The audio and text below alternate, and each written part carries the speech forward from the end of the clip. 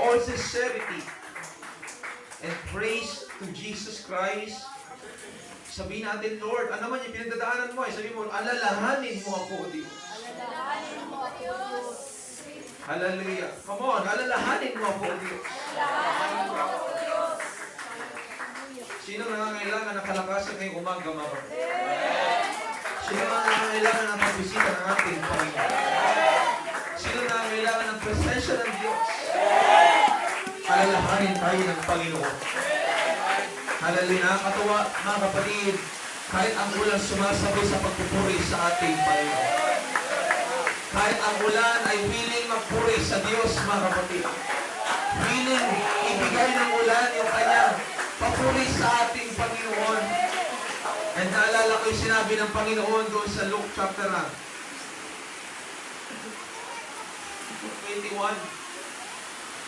Kung hindi magpupuri ang tao, ang mga bato ang magpupuri sa kanya. Kahit kalikasan ang pupuri sa ating Panginoon, mga kapatid. And tayo dapat lalatigin bilang tao, bilang anak ng Diyos, tayo patuloy na magpuri sa ating Panginoon. Let us pray. Panginoong Yesus, maraming pong salamat muli, Panginoon. Dalangin namin, Lord, patuloy mo kami iposisyon, Panginoon, sa iyong banal na presensya. Sa aming pagtanggap ng iyong mga salita, Panginoon, magbubulay-bulay, magbabahagi, Panginoon, aking dalangin, O Diyos, na patuloy kang muling magkunbit ng puso ng bawat isa. Anumang mga pader, anumang mga stumbling block, Lord, na ginawa at binibigay ng mga kaaway sa aking mga kapatid, Lord, palayain niyo po ang bawat isa. And help us, Lord, to remember your goodness, all you have done through the years, Panginoon, sa buhay po namin bilang Kristiyan. And Panginoon, anuman ang pangailang espiritual ng bawat isa, kayo po ang magbigay at magkaloob, Panginoon. Gamitin niyo lamang po, Panginoon, ang iyong abanganin ko sa umagang ito, Panginoon. Muli namin inalis sana ang karapatan ng Diablo, Panginoon, na hindi po makagulo sa amin, Panginoon. Na hindi po makadistract sa amin, Panginoon. Bagkos magkaroon po kami, Lord, ng maayos na pananambahan hanggang sa matapos ang iyong banal na gawain, Panginoon. Salamat, Panginoon. Pinupuri ka namin at sa iyo namin pinagkakatiwala ang mga titirang oras na iyong banal na gawain sa iyong pangalan, Panginoong Jesucristo na aming Diyos. Amen. Amen. Sabihin natin sa katabi natin ang pamagat ng ating mensahe. Pinamagatan ko po ito, mga kapatid, na remember me, O Lord. Remember me. Hallelujah. Again, sabihin natin bali sa ating sarili, mga kapatid. Taas natin ang kamay sa ating Panginoon.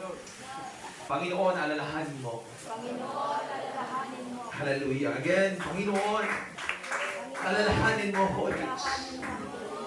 Alalahanin mo kami, Panginoon. Alalahanin mo kami. Hallelujah. Para pangalan. Praise the Lord. Praise the Lord. Makapuna kayong lahat, mga kapatid.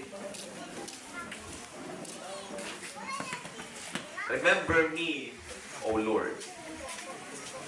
Sa mga matagal na po naglilingkod sa Panginoon, alam ko po, pamilyar na pamilya at kilala niyo na po si Propeta Nehemiah. Si Propeta Nehemias ay siya ang nagsilbing propeta sa panahon, mga kapatid, na ang Israel ay sinakop ng bansang Babylon. Sinakop sila ng humigit kung walang 60 taon. 70 years, mga kapatid. Dahil sa kanilang pagsuway sa Panginoon, dahil sa kanilang pagtalikod sa Diyos, dahil sa kanilang hindi pagsunod sa palatuntunan ng ating Panginoon, pinahintulutan ng Diyos na sila ay mabihag, sila ay magapi. Lahat ng samsam, kinuha ng kalaban, mga ari-arian, kinuha, mga tauhan, kinuha, dinadala sa Babylonia, mga kapatid. Amen. Pero bagaman si Propeta Nehemias ay kapwa nakulong at naging alipin, mga kapatid, meron siyang malaking pabor kay Haring Artaxerxes. Isang hari ng Babylonia. Matakin nito, mga kapatid, alipin siya, pero meron siyang malaking pabor sa hari. Kaya nung mabalitaan niya na yung kanilang bayan, Jerusalem, ay nawasak. Lahat ng establishmento, lahat ng kagamitan, nasira, nawasak. Yung kanyang panalangin at desire sa kanyang puso. Yung pagpapaalam niya doon sa hari, ang sabi niya, pahintulutan mo ko, o hari, na ako'y makabalik sa aking bayan at muli ko itayo ang mga gusaling gumuho.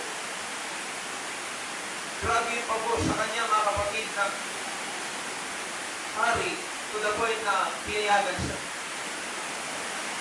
Pinayagan siya makapunta. And yung nangyari is record-breaking na halos sa loob lamang ng 52 days, muli nilang naitayo, mga kapatid, ang pader ng Jerusalem. Muli nilang naitayo ang establishmento. Muli nilang naitayo, mga kapatid, ang kabuhayan ng maraming tao. It is a great miraculous thing na nangyari sa buhay ni Nehemias. Kung ating i-compute ito, 52 days, humigit kumulang 1 buwan at kalahati lamang ang sumatal na construction ng building. Malayo-malayo sa Pilipinas na napakatagal bago makatapos ng isang building. Mabilis na yung 6 months, pero pinakamatagal, mabilis na 1 taon, pero pinakamatagal, mga kapatid, umaabot ng 2 hanggang 3 taon. Or pinaka-worst pa, umaabot pa ng dekada. Pero sa pamahalaan ni Nehemias, pinamunahan niya ang bayan ng Diyos na muling itayo yung mga gumuhong gusali. Sa buhay pa natin bilang mananampalataya na naglilingkod sa Diyos, tumanggap sa Panginoon, na may mga bagay na nakikita tayo gumuguho sa ating pananampalataya, may mga bagay na gumuguho sa ating pamilya, may mga bagay na gumuguho sa ating paglilingkod. Tayo ba rin ba ay kagaya ni Nehemias na positibo sa pananaw na muling itayo yung gumuho, muling itayo yung bumagsak, muling i-restore yung nawasak, muling ibalik yung nawala. Tayo ba yung willing pa rin na ating puso, ang ating buhay ay patuloy nating ilagay muli sa kamay ng ating pong Panginoon. Sapagkat tunay po, mga kapatid, na sa buhay paglilingkod, hindi natin ay kinakaila palagi. Sa buhay natin bilang mananampalataya, may mga ganong karanasan. Naglilingkod ka sa Panginoon, pero ang daming setbacks. Naglilingkod ka sa Panginoon, pero ang daming mga set-up. Naglilingkod ka sa Panginoon, pero ang daming struggle, ang daming challenges, ang daming trials, mga kapatid. May mga bagay na sinisimulan kang itayo, pero gumuguho. May mga bagay na sinisimulan kang ayusin, pero nawawala at nawawasak, mga kapatid. Pero ganun pa man, hindi tayo dapat sumuko. Kailangan ng church ngayong panahon ito ng Espiritu kagaya ni Nehemias na muli nating itatayo yung mga gumuguho. Na hindi tayo paghihina ng loob. Yes, iiyak tayo. Yes, tatanggapin natin yung sakit. Yes, tatanggapin natin yung realidad. Pero nawa, itayo natin uli sa tulong ng Panginoon. I-build natin uli sa tulong ng Panginoon. I-restore natin uli sa tulong ng ating Panginoon. I-build natin uli kasama ang Panginoon. Sa buhay ng mag-asawa, kasama ang Diyos, mga kapatid. Sa buhay ng isang anak, isama natin palagi ang ating Panginoon. Palakpakan natin ang Diyos.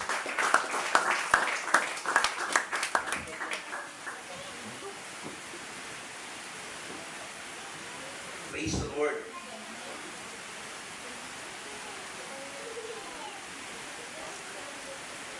Kaya ang ganda ng kanyang naging panalangin sa Panginoon. Yung kanyang panalangin na, O Diyos, alalahanin mo ako. Sabi na King James Version, alalahanin mo ako, O Diyos ko, sa ikabubuti. Yung pinakamababaw na Tagalog po nitong sinabi ni Propeta Nehemias, kalugdan mo ako ng kagandahang loob mo, Panginoon, habang ako'y gumagawa. Nasa kanyang pamumuno, sa kanyang paglilid sa bansang Israel para muling itayo yung gusali, yung pader ng Jerusalem. Alam niyo po ba, ang daming umusik sa kanya. Kaya kung babasahin niyo yung Nehemiah Kapitulo 2, kinikwento niya doon yung naging istorya ng kanilang pagtatayo.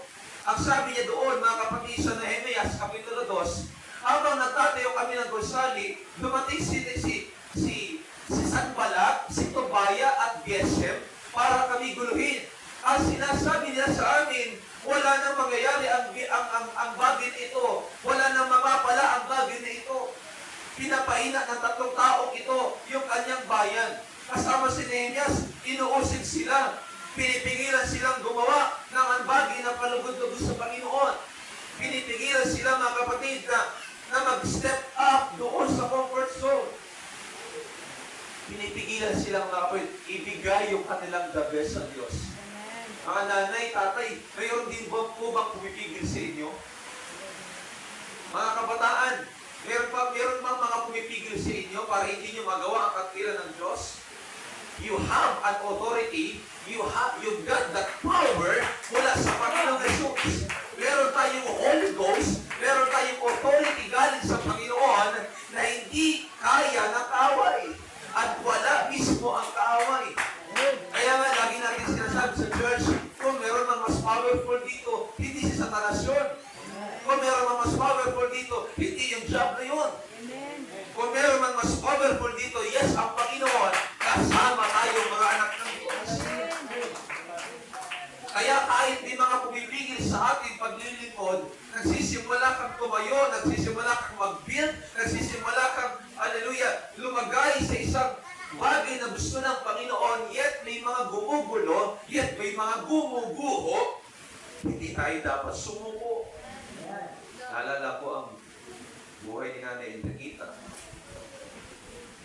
Hindi, hanggang ngayon, sabi ko nga, nagdadalamhati pa rin tayo dahil nanimiss ko yung kanyang favorite spot po dyan banda kay Nanay, ay kay Sister Ems. Sa likod ni Nanay Lia. Siya yung paboritong set up ni Nanay every time magsisimba sa Sunday Church, mga kapatid. And ang hirap pa rin i-imagine na ang ating kapatid ay wala na. Pero ganun pa man, mga kapatid, ako ay nagpapasalamat sa Panginoon dahil bago siya nawala, bago siya kinuha ng ating Panginoon, nagamit niya ng lubusan yung kanyang buhay. Amen. Kung nagpupunta sa akin na parang si Nanay Lalag, sa idol, before siya malagutan ng hininga, dito pa si, as in, bago pa rin dalhin ko sa puwerto, mga kapatid, nagawin sa akin ni Nanay Lalag na, Pastor, alam mo ba, gustong-gusto magsimba ni Mama. Nung nasa Bitnay siya, nung makarecover siya doon sa Makilit. Sabi ko, nabaitaan ko nga, Nay, na gusto niya ulit magsimba. Pero, kahit pa paano, hinanamon namin, sabi ko, magpahinga na lang muna. Bumawi na lang muna ng lakas. At wala naman pong nagkahangad sa atin na talagang biglaan hindi yung kanyang pagkasugod at biglaan yung kanyang kamatayan. So umaasa din ako ng mga panahon talaga na yun, makapin na sabi ko, makakiin lang ng lakas, makakuha lang kahit paano ng tamang sustansya yung katawan. Susuportahan natin sa pagsamba, mga kapatid. Nung iyak yung kanyang anak, si Nanay Lalag, niya Pastor, na grabe si Mama, na gusto niya pang magsimba. Kaya sabi ko sa kanya, ito yung magandang pamanang iniwan sa inyo, Nanay. Na kahit hanggang dulo ng buhay, huwag niyo pabayaan ang paglilingkod ko sa Panginoon. Sabi ko sa kanya, hindi kita pinigilan agad lumipat ka sa amin. Tinusap ko siya ng masinsinan, sabi ko, seryoso kami sa bagay, seryoso ako sa bagay na talagang akayin kayo sa paglilingkod sa Panginoon. Pero hindi sa paraan na kayo haharasin at paraan na kayo pipilitin. Sabi ko, pag-aralan mong mabuti, Nay, ito na yung panahon para maglingkod ko sa Panginoon. Umiiyak siya, hindi niya may tago yung lungkot, hindi niya may tago yung kanyang dadalang hati. Pero nagpapasalamat ako sa Panginoon sa isang napakagandang lesson na iniwan niya. Hindi lang sa kanyang pamilya, kundi maging sa atin sa iglesia. Amen. Na hanggang sa huling hilinga ng buhay at lakas natin, paglingkuran natin ang Panginoon. Amen. Amen. Kaya nga, bagamat sa kabilang bahagi nakakalungkot, pero sa kabilang bahagi din naman, masaya ang ating puso. Kasi nag-iwan siya ng magandang leksyon. Ang takin nyo, halos 3 months pa lang siyang naglilingkod sa Diyos. maliit na porsyento pa lamang ng paglilingkod kung ikukumpara natin sa Ultra Family. Since day 1, June 2021, ang haba ng pagitan nila ni Nanay Dore ng paglilingkod sa Panginoon. Yan ang paglilingkod talaga sa Diyos, hindi talaga sa patagalan ng taon. Patagalan sa in a sense na magtitiis ka hanggang sa kakulit-ulit. Na yung kahit na ang daming pagsubok, ang daming problema, pero willing kang itayot yung paglilingkod. Naalala ko, nung aking tanongin si Nanay Enriqueta, sabi ko sa niya, Nay, welcome sa Tagmay Church. Sabi ko, ako bilang pastor, talaga ako nagagalit po ako, Nay. Naalala niyo yun, dito yun sa isang preaching din. Sabi ko, Nay, ako nagagalit ako, Nay. Ako talaga, pagkahan ako magsalita. Pagka may mga kapatiran, nagpapasaway, kaya sabihin ko talaga yan. Sabi ko, ito yung pastor mo, magiging pastor mo, sabi ko sa kanya. Di ba, sabi niya sa akin, pastor, okay lang, diyan man nababas doon. Purihin ang Panginoon. Tanggap niya mga kapatid yung kalagayan. So, doon ko rin naramdaman, nakita, na kahit ano man yung kanyang pinagdadaanan, kahit ang layo niya doon nadatay sa Japila, sinusundo siya ni Donde, ni Philip, willing siya pumatid ng gawain, kahit mahuli man siya, or maaga man siya, talagang pinagsikapan niya hanggang sa huling lakas ng kanyang buhay, makasama siya sa fellowship. Eh, isa pa siya nakakatawa ng puso. Like Itatay Rob, yung mga kapatid, talagang inantay lang din talaga na makapag-pray at talagang maibigay na sa Panginoon yung desisyon at finale. Kaya nga, minsan nakakadala din talaga mag-pray sa mga kapatid. Lalo pagka may sakit mga kapatid or something mo na talagang malapit na. Dahil ang dating mga kapatid ay parang kami po yung nag-request, Lord, kunin mo na. Pero hindi, mga kapatid, no? May nagkakataon lang talaga. Ako kasi bilang pastor, mga kapatid, nakita ko rin po yung ganong senaryo sa mga makilala namin pastor, ang aking mga magulang. Sa aking magulang, tingin, inaantay lang talaga mismo yung panalangin ng pastor. Inaantay lang talaga mismo yung parang huling bendisyon, huling basbas, na italaga talaga sa Panginoon, ilapit yung kanyang kalagayan, and doon magdidesisyon na talaga ang ating Panginoon. And nung bago siya malagutan ng hininga, nakita ko sa video call kami ni Tatay doon, nakanganga siya, mga kapatid. Parang gusto niyang magsalita, parang gusto niyang magsabi, and tumutuloy yung kanyang luha. Kaya nga sabi ko sa kanya, Nay, si pastor ito, alam ko na iririnig mo ako. Kung magtiwala tayo sa Panginoon, ipagkatiwala na natin sa Panginoon. Kaya nga, medyo masakit masama yung balita, ilang oras ang nakalipas, halos isang oras mahigit, or ilang oras ang dumating mga kapatid. Wala na. Kung ano na ating kapatid. Kaya nakakalipaw kay Tatay Robby, mga kapatid, halos ilang linggo pa lamang, halos parang isang buwan pa lang ang nililipas. Meron ulit tayong elder na nalaga sa church. Meron tayong elder na binawian ng buhay. Pero yan talaga ang realidad ng mga isuon, mga kapatid sa Panginoon. Yan ang realidad talaga ng buhay. Kaya nga lagi ko pong pinapaalala sa atin, kahit bata ka pa, o matanda ka na, kung feeling mo malapit ka na sa kalendaryo o malagpas ka na, malapit ka na sunduin ka kamatayan, kahit hindi ka pa malapit sunduin ka kamatayan, ibigay mo yung buhay mo. Amen? Amen? Hindi na ito yung panahon para tayo mga kapatid ay magpaligoy-ligoy. Hindi na po ito yung panahon para tayo po yung magpasuroy-suroy. Ito na po yung panahon, ibigay natin ang buhay natin, ang lakas natin sa ating Panginoon. Dahil tayo mga kapatid, may pagkakataon pa tayo para maglingkod sa ating Panginoon mga kapatid. Hallelujah. Palapakan natin ang ating Panginoon. Yes.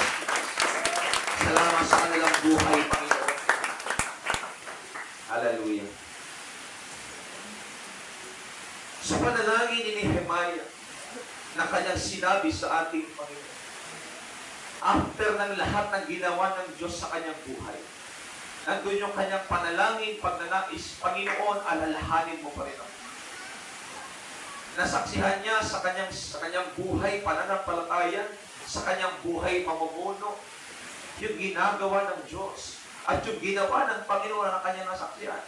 Na tinulungan siya ng Panginoon kahit may mga setbacks, kahit may mga pumipigil, may umuusig sa kanila, kahit may sanbalat, may tubaya, may gesed sa kanilang buhay that time habang sila nag-aayos ng gusali, hindi sila napatinag, mga kapatid. I pray sa pangalan ng Panginoong Yesus, ang mga taga-Dagmay, kahit may mga sanbalat, kahit may mga tubaya, kahit may mga gesem sa buhay natin, mga kapatid, hindi tayo hihinto, hindi tayo susuko sa paglilingkod natin sa ating Panginoon, mga kapatid. Lalo-lalo tayo magigigil maglingkod sa Panginoon. Lalo-lalo tayo magigigil na paglingkod natin ng Diyos. Lalo-lalo natin na nasain, Lord, magsisimba ako, magpapatuloy ako sa paglilingkod sa iyo. Danasin man ang hirap, Panginoon, sa buhay. Kasi gustong ipakita sa atin ni Propeta Nehemiah, mga kapatid, kung ano po yung ating papel sa mundong ito. Kung ano ang ating ministeryo sa ating Panginoon. Na kung tayo nagpasimulan maglingkod sa Diyos, hanggang dulo ng ating buhay, desire natin, ipanalangin natin sa Panginoon, Lord, higit sa lahat kasain natin. Alalahanin mo ako palagi at pagpalain mo ako, Panginoon. Itong ginagawa ko, kung pabalikan natin talata sa mababaw na salin, sabi niya, alalahanin ninyo, O aking Diyos, ang lahat ng ito, at ako po'y pagpalain ninyo. Alam ni Nehemiah, hindi pa tapos ang Panginoon. Hindi pa tapos ang Diyos na gumawa sa kanyang buhay. Hindi pa tapos ang Panginoon patunayan sa kanya na siya ang Diyos na kanyang pinaglilingkuran, na siyang nagpasimula at kaganapan ng kanyang pananampalataya. Nasa buhay din natin bilang mananampalataya ng ating Panginoon, mga kapatid.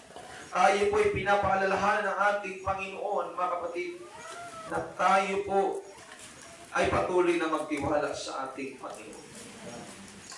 Ipinapaalala sa atin sa pamagitan ng buhay ni Nehemiah, mga kapatid, yung ganitong panalangin, Lord, remember me. Hindi yung kanta, mga kapatid, nasa limutan na, remember me kapag nag-iisa. Alam kong alam niya yan, mga kapatid. Remember me kapag iniwan ka. Hindi yun yung klase ng remember me na moment na gusto ng Panginoon. Kundi ang nais ng Panginoon sa pamamagitan ng katagang, Lord, remember me. O alalahanin mo ako, Panginoon. Kalugdan mo ako ng iyong kagandahang loob.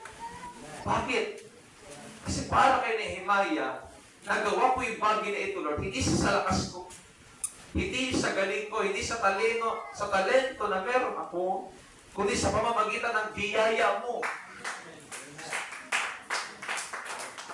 Kaya ngayong Hebrew word na ginamit dito na remember is zakar. Pag sinabing zakar, talagang, Lord, i-commemorate mo ako, alalahanin mo ako, bigyan mo ko ng pansin. Sa pamamagitan ng kagandahang loob mo, Panginoon, bigyan mo ko ng lakas, bigyan mo ko ng atensyon, bigyan mo ko, Lord, ng galak, Panginoon, bigyan mo ko ng excitement sa aking ginagawa, at ako'y pagpalain mo, Panginoon. Ako po'y personal na nagpapasalamat sa Panginoon sa iglesia ito sa mga pagsubok na pinagdadaan natin. Meron ba dito nagpapasalamat sa Panginoon sa mga pagsubok na dumaan sa kanyang buhay? Amen. Parang hina naman.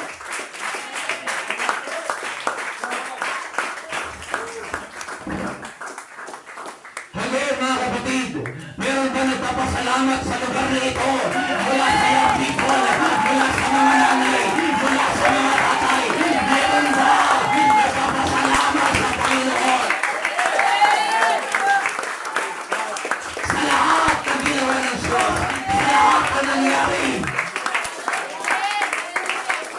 Is there someone, is there somebody who is praying the praise the Lord? Yes!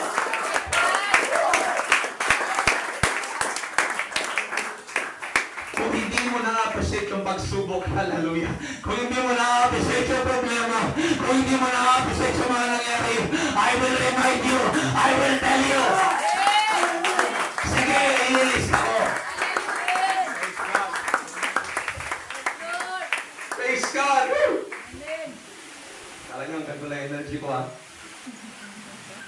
Ano ko lang kayo mga kapatid.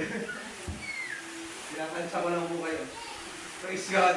Kung sakaling hindi natin na-appreciate ang ginagawa ng Diyos, ang mga pagsubok, problema sa buhay natin, at kung iisipin man natin, walang benepisyo sa bawat sakripisyo, walang sagana sa bawat problema. Now, let me tell you this, kapatid, young people, nanay, tatay, di ba nung nagkaroon ka ng pagsubok, nung nagkaroon ka ng problema, di ba mas lalo humaba panalangin mo, di ba mas lalo kang naging malapit sa Panginoon, di ba mas lalo kang hallelujah na masigasa sa Panginoon.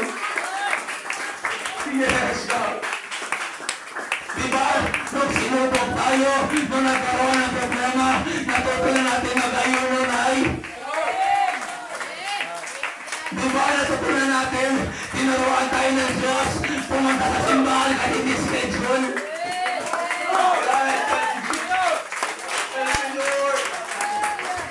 Di ba, na may pagsubok na dumating sa buhay, di ba, Noy, lalo tayo naging malapit sa Panginoon.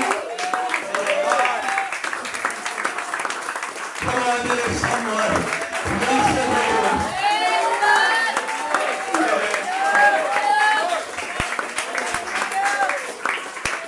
Hallelujah.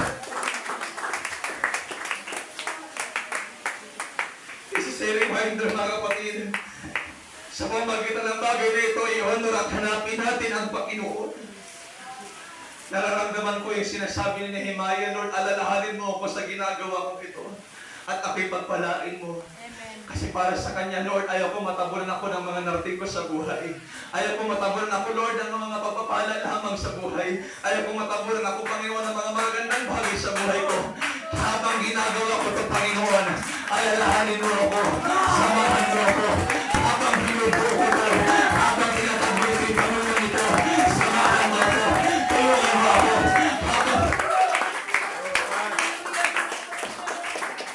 Habang pinapakita ko sa aking mga anak, Lord, yung tamang paglilingkod, yung nararapat na paglilingkod, alalahanin mo ako. Bigyan mo ako ng grasya, bigyan mo ako ng lakas, bigyan mo ako ng galak, bigyan mo ako ng sigla. Habang pinapakita ko sa sanlibutan, ang buhay ko bilang kabataan, alalahanin mo ako. Habang nagdilit ako sa mga kabataan, habang nagdilit ako sa aking kapwa-nanay, sa aking kapwa-tatay, Lord, alalahanin mo ako. Ayaw ko matabunan. Ayaw ko matabunan, Lord, ng tagumpay. Ayaw ko matabunan, Lord, ng pagpapala. Ayaw ko matabunan, Panginoon, ng lahat ng bagay nito. Galing lamang sa akin. Lord, I want you should remember me. Hallelujah. That's why I praise God sa mga pagsubok sa buhay. That's why I praise and I thank God sa mga paalala ng Diyos sa buhay natin, mga kapatid. I praise God and I thank God. I honor God sa mga tinig natin sa buhay. Sa mga kapusahan na ating naranasan, I praise the Lord. Sa mga hirap na ating pinagdaanan, I praise the Lord. Sa mga pagsubok na akala mo hindi mo malalagpasan, I praise God. Sa mga karamdaman na akala natin wala ng lunas, I praise God. Sa mga bagyo ng buhay na akala natin hindi na matatapos at hindi nalilipas, I praise God. Why? Sapagkat sa mga pagsubok na ito na dumating sa buhay natin, niremind tayo ng Diyos, pinalalahanan tayo ng Panginoon na maging malapit sa Kanya. Pinalalahanan tayo ng Panginoon na tayo ay magpatuloy sa paglilingkod. Kasi saksi tayong lahat, kung walang pagsubok, hindi man tayo maglilingkod ng tapat sa Panginoon. Kailan ka ba nagtapat nung hindi ka sinubok? No, nung sinubok ka. Kailan ka ginamit ng Diyos nung hindi ka sinubok? No, nung sinubok ka. Kailan mo binigay ang buhay mo nung hindi ka sinubok? No, nung pinaalalahanan at sinubok ka.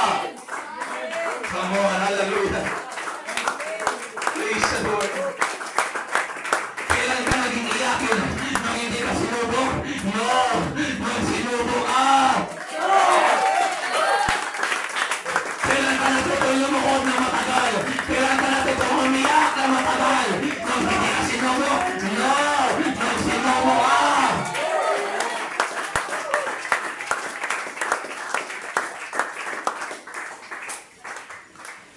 Kailan ka nagtiis sa pagsamba na matagal? Nung hindi ka sinubok? Hindi. Nung sinubo ka. Bakit? Ano meron sa suffering? Sa suffering kasi may daladalang anointing yun. Habang pasan-pasan mo yun. Habang daladala mo yun. At lumalapit ka sa Panginoon. Pinubuhos ng Diyos. Yung anointing ng Holy Ghost.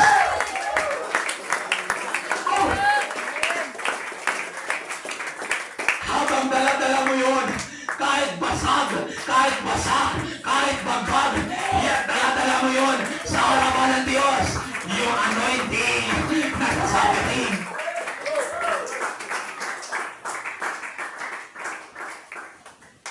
Yung langis nasa hapis. Yung lana nasa problema. Hallelujah. Kaya kung ang suffering walang anointing na kasama ng Panginoon, talagang gi-give up at gi-give up talaga tayo mga kapatid. Amen. Kung tayo ng suffering, may kasamang anointing na gustong ibuhos sa atin ng Diyos, gustong ipadama sa atin ng Panginoon, Part ng correction, part ng protection. hallelujah.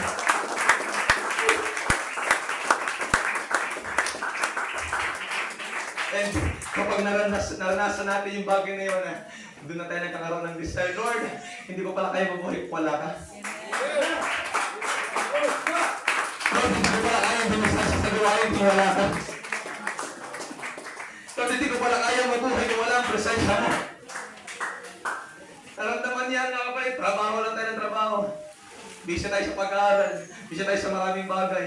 Pero pag nakakalimutan mo ang Panginoon, para kang pagod at uhaw na hindi mo maintindihan. Hahanap-hanapin mo pa rin ang presensya ng Panginoon. Kaya salamat sa Diyos sa iglesyang ito sa mga paalala ng Panginoon. Amen. Salamat sa Panginoon sa mga pagsubok sa buhay mo. Salamat sa Panginoon sa mga problema na dumating sa buhay mo.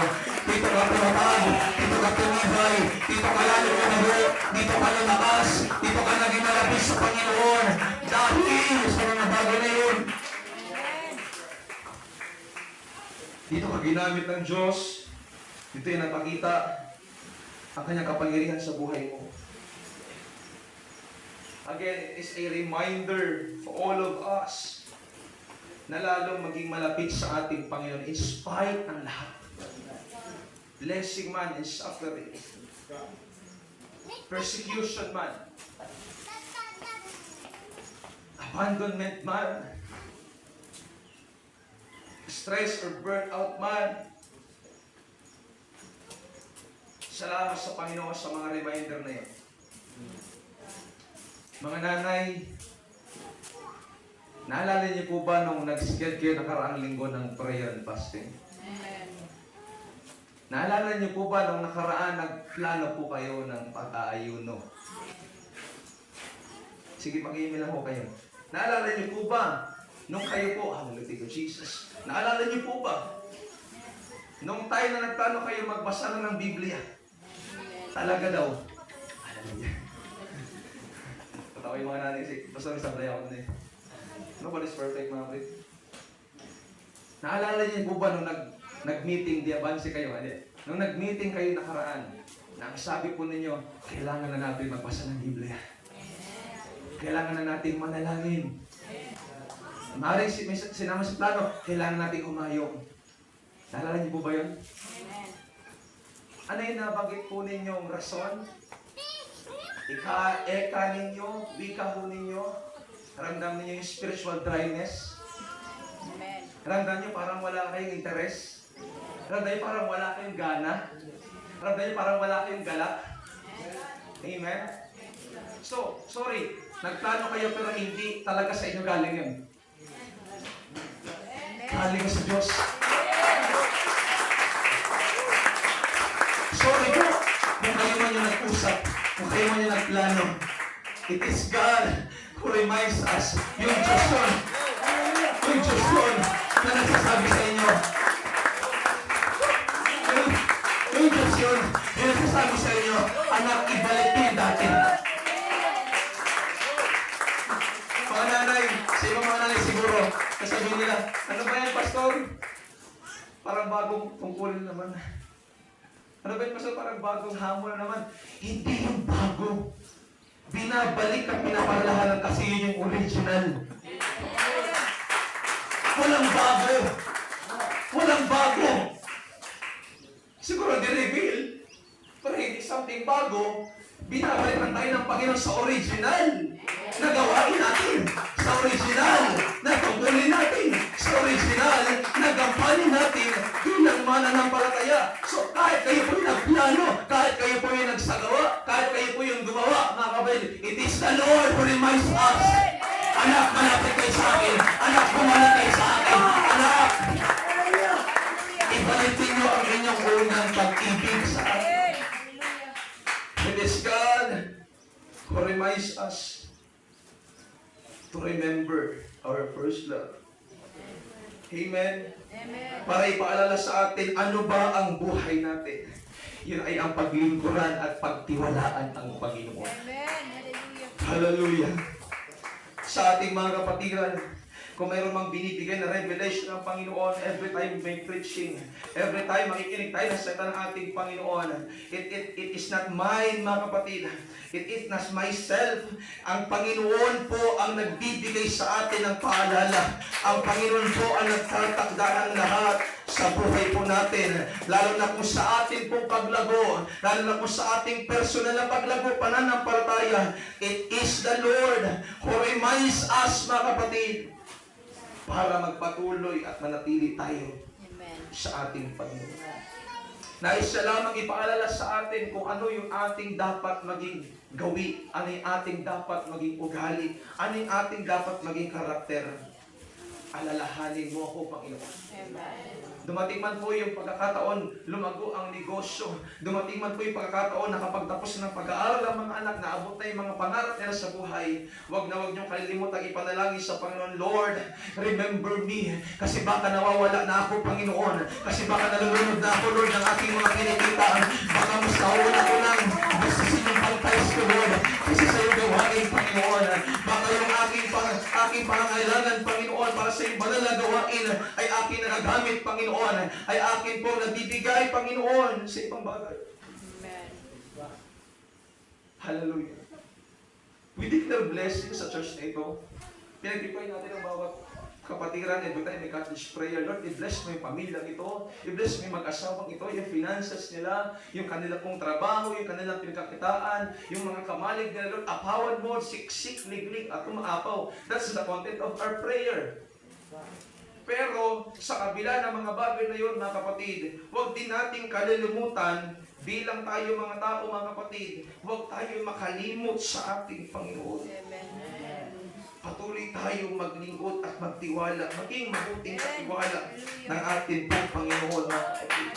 Hallelujah. Amen. Sino ditong grateful again sa mga pagsubok ng Panginoon? Mga pagsubok na pinagtengkol ng Panginoon.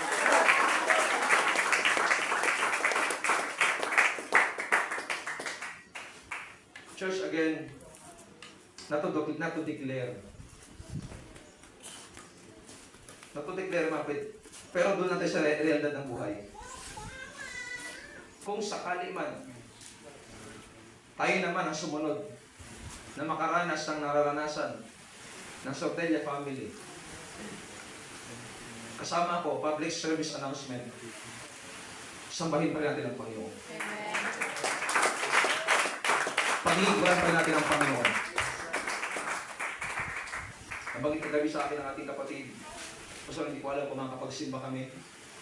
Sabi ko, okay lang, naiintindihan ko po at kailangan nyo kasi kasuhin yung mga bisita at kamag-anak ninyo. Pero basically, nandito sila ngayon mag-asawa. It is not myself. Sabi ko, okay lang. Naiintindihan natin mga emergency cases. Pero talagang Diyos yun na naglalapit sa atin. Diyos yun na talaga nagbibigay sa atin ng kalakasan. Diyos yun na nagbibigay sa atin mga kapatid ng kagalakay sa puso na tayo patuloy na maglingkod sa ating Panginoon. Hindi kami magkadugo ni Nanay Enriqueta. Matagang malapit din siya sa loob ko. Sapagkat, yun nga, isa ako sa mga ginamit ng Panginoon na maging lingkod ng Diyos para sa Kanya. At talagang nag-enjoy din ako mga kapatid na talagang alalayan siya sa paglilingkod sa Panginoon. Sabi ko, naalala ko nga bigla, sabi ko sa kanya noon, pag-uwi ni Alex, mag-Bible study tayo na sa bahay mo.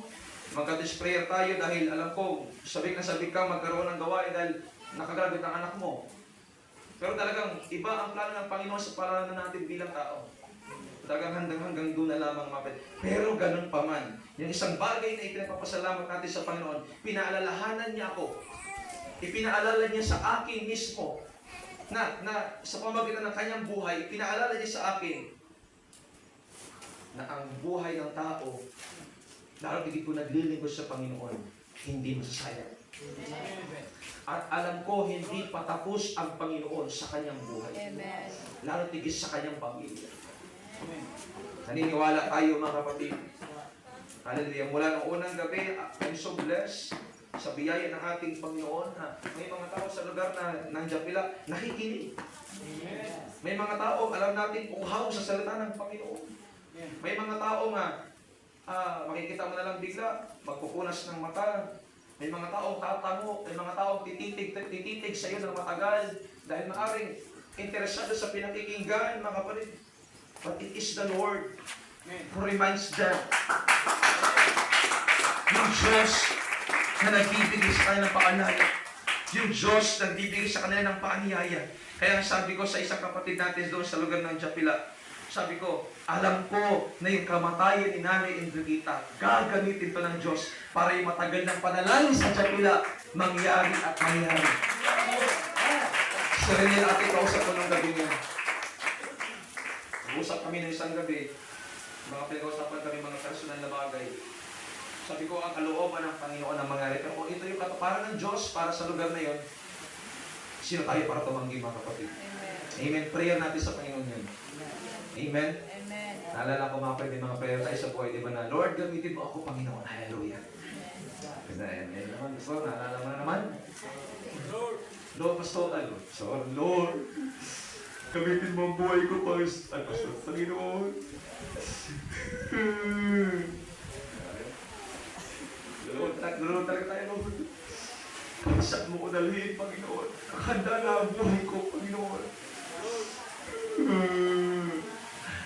Anak, mag-Bible study tayo sa kabila. Aray ko.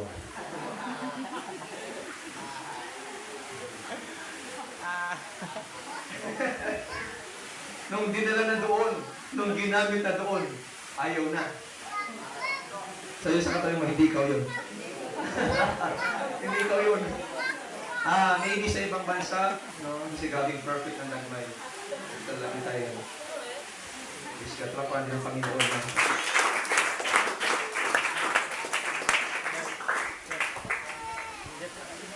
We are reminded to remember what is our life and what is our obligation.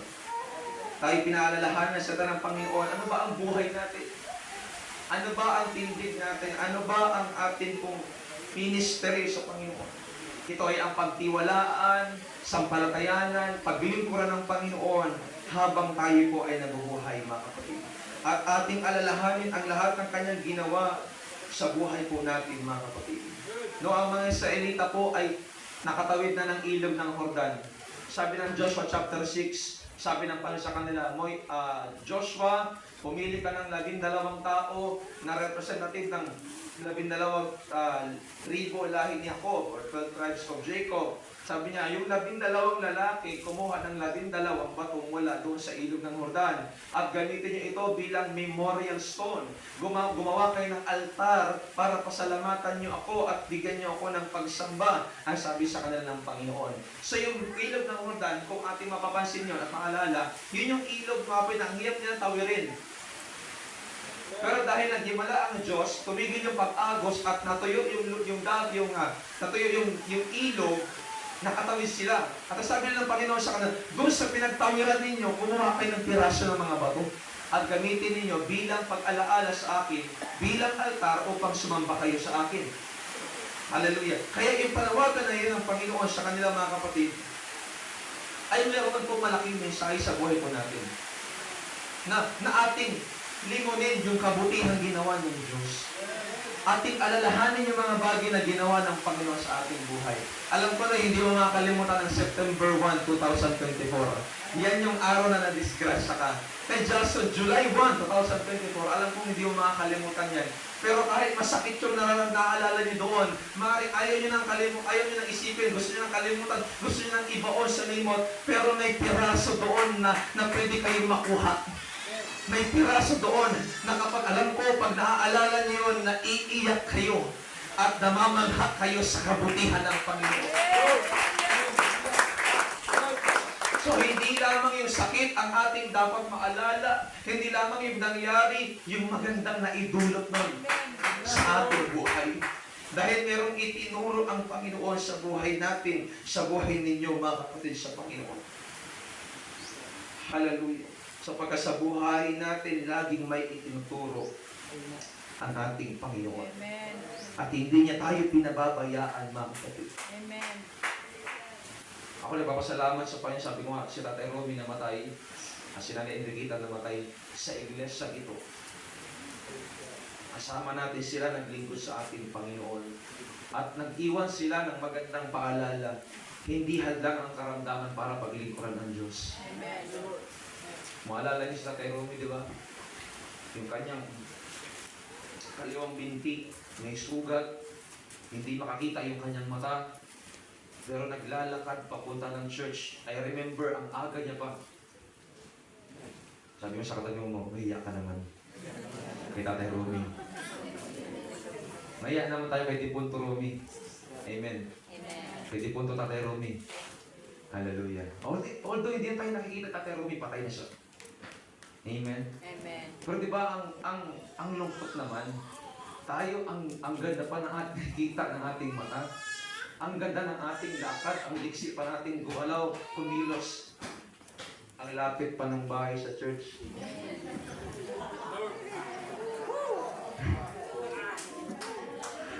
Aray ko. Lord ka palagi.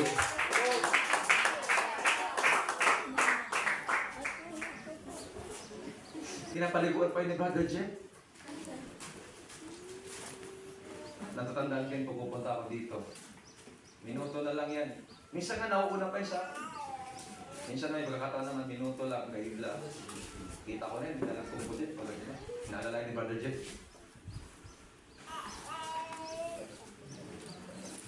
Kalat tayo kaya. Alala yung pagkata ng wheelchair. Aray ko.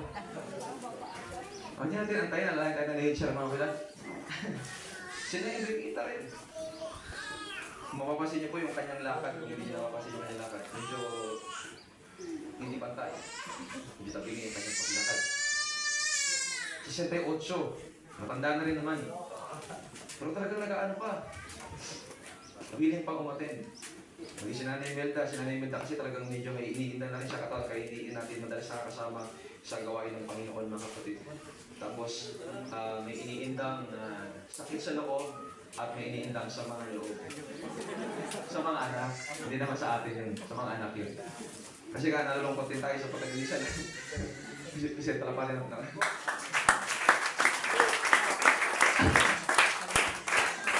Hindi po tayo yun, hindi po tayo yun. Pag kayo makalala.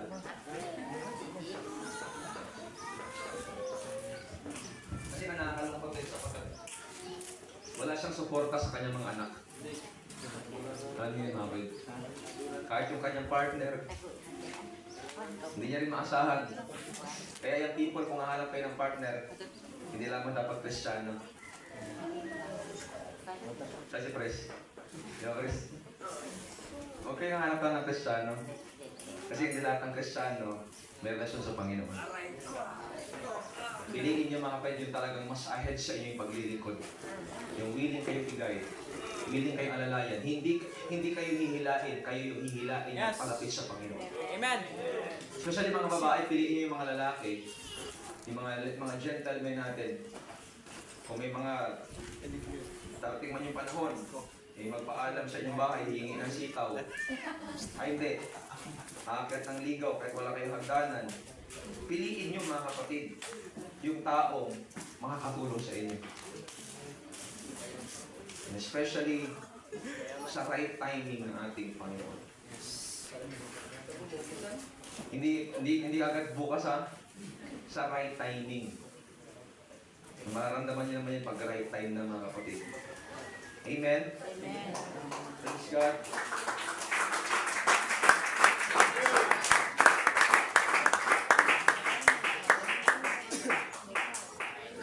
Naalala ko kayo ng umaga. Alam ko ni Brother Raymond kasi kasama ko sa bahay kanina eh. Kaninang umaga naalala ko. Katabi namin si Pastor Saldi sa upuan. Nag-notify sa kanya si Meta. Sabi niya, today is a birthday celebration of Greta Llanera. And naalala ko, sabi ko, oo nga, May 18. Yan yung birthday ni Nanay Gret. At yan yung araw na binautismohan ako sa pangalan ni Yesu Cristo. Kasi birthday niya that time, nagpunta kami ng Lutaya. Alam niyo yung Lutaya mga kapatid? Oo, kala ko din alam eh. Doon kayo naligo. Doon po kami nag-outing. Doon, open pa yan dati yung bye-bye. Ngayon kasi ano na yun, private na yun eh. Pag naligo ka dyan mga kapatid, may nakatutok na. Dati wala pa yan. Kasi hindi pa naman nabibili yan mga kapatid talaga ng ni Pacquiao ata yan, may bilyar. So, naalala ko, May 18, yun yung nga pala birthday niya at yun yung araw na binautismohan ako sa tubig sa pangalan ni Yesu Cristo. Kilala naman natin si Nanay Gret, di ba? Kilala natin. Sa mga kapatid rin ito, kilala si Nanay Gret. Yan yung kanyang ginawa sa Panginoon, yung kanyang naging ambag sa paglilingkod sa Panginoon. Talagang napakalaking legacy at pamana sa buhay natin bilang mananampalataya. Na naisingit ko nga doon nung anniversary ng Bukana Church, mga kapatid. No? Pero ang isa na na-amaze ako doon, hindi lang yung birthday na Nanay Gret. Na-amaze ako doon kasi si Meta, kilala niyo po si Meta? Si Facebook. Si Meta kasi nag-o-offer kay Facebook para gumana. Isang malaking kumpanya na pagmamayari ni Zuckerberg Grocers. Basta yun, ni Mark Zuckerberg pa yun. Natuwa ako kay Meta sa may mga Facebook ko taas ang kamay. Ay, di nga, lalo start dito yung mga Facebook na eh. Diba? Eh, mga dito, papalit-palit pa ng account eh. Ang dami dito, mga dami account pa eh. Dito, may mga kapatid tayo, may mga Facebook pero walang profile. Lagay nyo naman ang picture nyo. Malay pa namin kung hindi po kayo. Praise God. So, na-amaze ako kay Meta, kasi si Meta, naalala niya pa birthday ni Nanay Gret. Diba? At saka hindi lamang birthday ni Nanay Gret, pati yung picture mo nung so may mga Facebook alam tayo, yung picture mo nung elementary, yung kupas-kupas na picture na camera pa ang gamit na anong tawag ni tatay sa camera, Pres? Kudak. Ako dahil? Kudak. Yung grabe pang labo. Kuha-kuha pa ni Meta yun. Kung kailan na itatag ang Facebook at kung kailan ka gumawa ng account mo, yun din yung memories na kaya niyang ibalik. Kaya niyang ibigay. Kaya ako may mga pagkataon sa buhay, kumapag, may nakikita ko yung memories, natatawa na ako sa itsura ko noon. Maliit yung liig, pero ang laki ng ulo. Umabay. So, ganun ka-detalyado si Meta na kaya niyang ibalik. Kaya niyang ipaalala sa'yo yung itsura mo noon. Kaya niya ipaalala sa'yo, ito yung nangyari noon. Pero alam niyo ba, mas mahigit pa kay Meta? Yung Panginoon. Na hindi niya lang kayang ipaalala sa iyo yung ginawa niya nung nakaraang taon, yung mga nakalipas taon na naglingkod ka sa Kanya, kaya niya rin ipaalala araw-araw kung gaano siya kabuti, gaano siya kadakila, gaano siya kamakapangyarihan, kung gaano siya kabuting Diyos sa buhay po natin mga kapatid. Kaya nagpapasalamat tayo sa Panginoon, hindi tayo nakakalimutan ang Diyos. Amen. Siguro na sabi niya, Pastor, di man ako naniniwala. Maniwala ka kapatid kasi kung nakalimutan ka ngayon ng Diyos, hindi ka na dapat humihinga ngayon. No. Pero dahil humihinga pa tayo ngayon, patunay yun, hindi tayo kinakalimutan ng Diyos. Kung nakalimutan ka ng Panginoon, tayo na ka pala ganyan. Puro na lang inhale, wala na exhale. Pwede bang paniwalain mo katabi mo, sabihin mo sa kanya, hindi ka nakakalimutan ni Oscar? Ay, hindi. Oscar!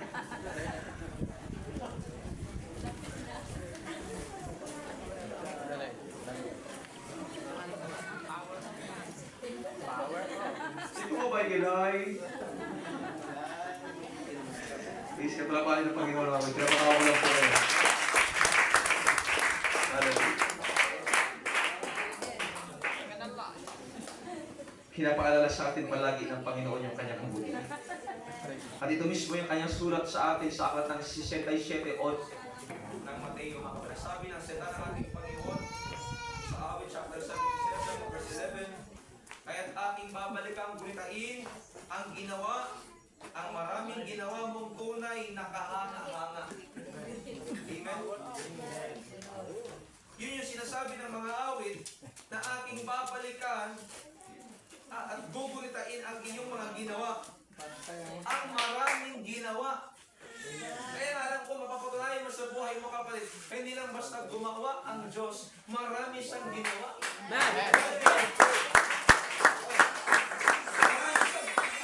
Marami siyang ginawa na tunay na nabigay sa atin ng pagkahanga. Na ating bubulay-bulayin ang mga nangyari sa buhay natin, marami tayong maaalala na oo nga, yung Diyos yung nagbigay nito. Oo nga, yung Diyos yung nagbigay nito. Oo nga, yung Diyos yung nagbigay nito. Kailangan natin maaalala ang ginawa ng ating Panginoon. Hallelujah. Kaya lang, may mga pagkakataon sa buhay natin, mga kapatid, may mga bagay dapat natin inaalala at kinakalimutan. At yung mga bagay naman dapat natin kinakalimutan sa nating inaalala. Aray ko. Kaya sa buhay natin, hindi tayo makapagpasalamat sa Panginoon sa mga dumating na mabuting bagay. Kaya hindi natin ma-appreciate ang kabutihan ng Panginoon kasi nga yung mga bagay dapat natin kinakalimutan, atin pa rin inaalala.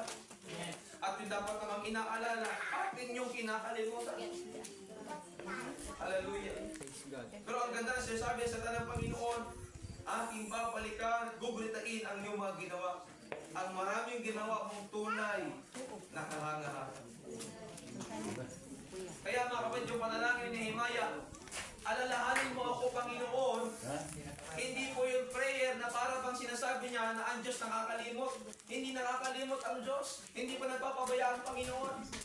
Kaya ang sabi ng kanta na ating kinakanta, kailan ka iniwan ng Diyos? Kailan mo naranasan na siya'y wala? Anong sakit ang hindi niya pinagaling? Anong problema ang hindi niya binigyan ng kalinasan? Hindi ba't wala, mga kapatid? Kundi ating nakita at nasaksihan kung gaano kabuti at kadakila ang ating Panginoon.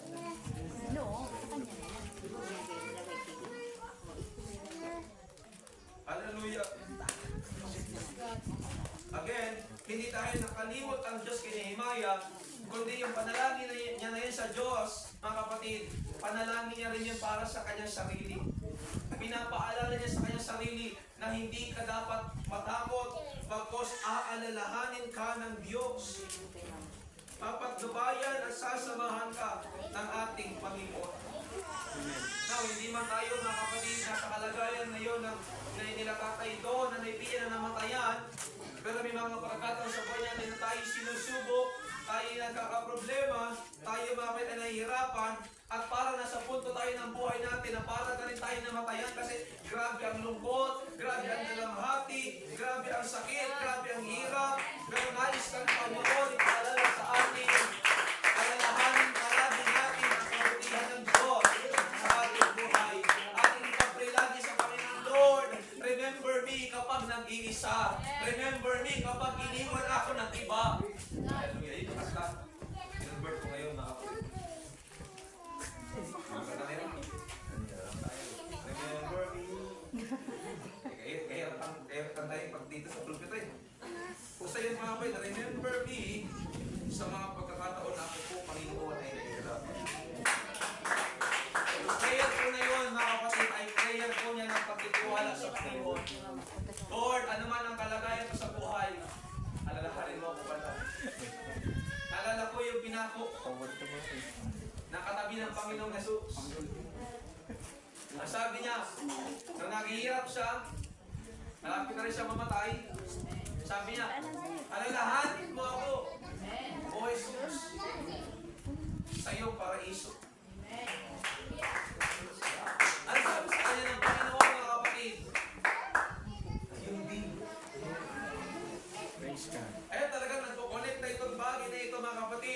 na sa buhay natin bilang mananampalataya, hindi mo tayo mapapagod sa kabayaan. Ipapaalala kayo ng Diyos sa mga dapat kong mahalala para mapunta tayo maglingkod na bumuli sa ating Panginoon. Ngayon po tayo lahat, bigay po natin ang Panginoon na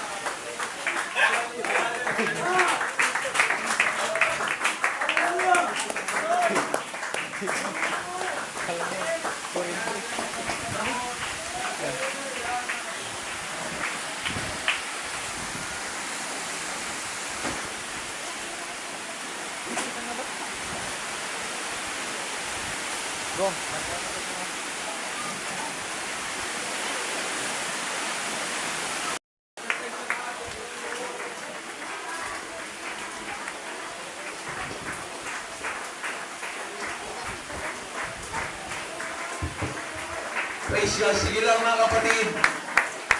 Enjoy natin yung kitang oras na gawain ng Panginoon.